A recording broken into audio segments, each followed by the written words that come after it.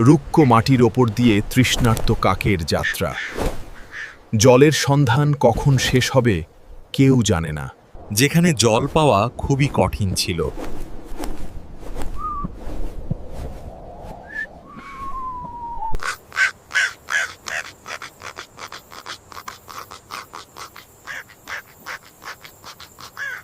অবশেষে কাকটি বুদ্ধি খাটিয়ে একটি নুড়ি মুখে তুলে নিল এবং জলের স্তর বাড়ানোর জন্য কলসে ফেলে দিল। অনেক খোঁজার পর সে একটা কলসি পেল। তখন কাকটি ভাবতে লাগলো, কি করা যায়।